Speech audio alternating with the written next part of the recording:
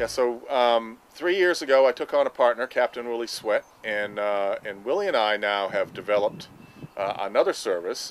This is known as the Cumberland Sound Ferry Service. It's a passenger/bicycle ferry. We carry passengers and bicycles back and forth across the Cumberland Sound. We're accessing the town of St. Mary's, Georgia. When we started this ferry service, we were literally following in our ancestors' footsteps, making a ferry connecting the two towns. And the wonderful idea of this, the wonderful thought of this, is that the actual dock where the ferry docks in downtown St. Mary's is the actual spot where the ferry once tied up 100 years ago.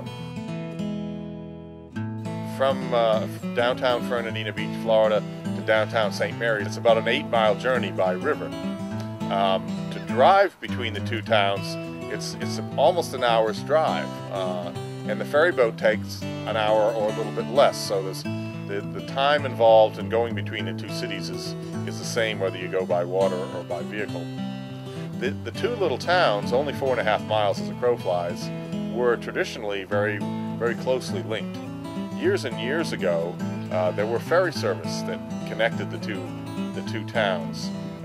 Before the automobile, before the railroad came along, before airplanes, people traveled around the world on boats.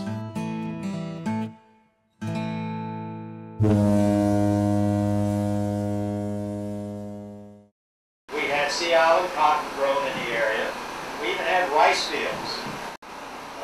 Indigo would be another of our products that we sent out of here.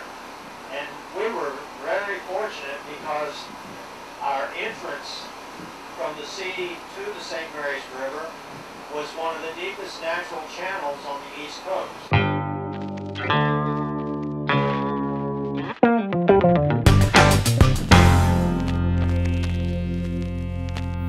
The ferry service today is more for tourism and vacationers and people who just want to spend a day on Amelia Island shopping and having lunch, and then also going and visiting the small colonial community of St. Mary's, Georgia.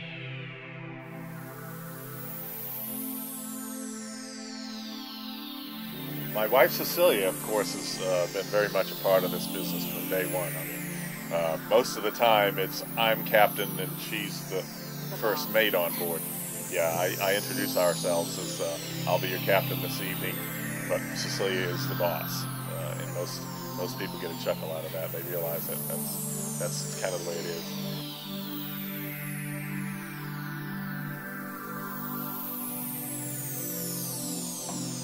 Cecilia really has been very much a part of this business. She's been the bookkeeper. She answers the phone. She sells the tickets.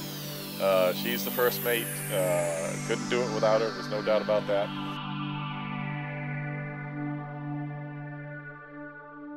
Yeah, also the babysitter. And also the babysitter, that's right. The truth of the matter is that Cecilia is really the history that I share with our guests.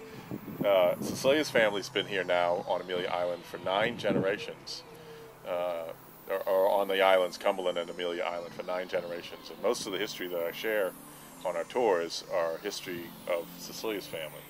And so now she's got 100 years worth of history in the shrimping industry. My father and his brothers and my brother and cousins, all in the shrimping industry. They were the pioneers of the shrimping industry, the Bennett family were.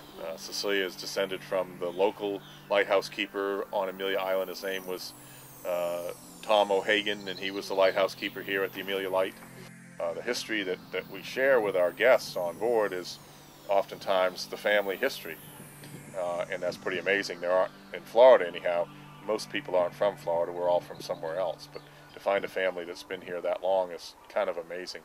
And sharing that with our guests, it makes our guests feel like they really know some of the locals when they come on board.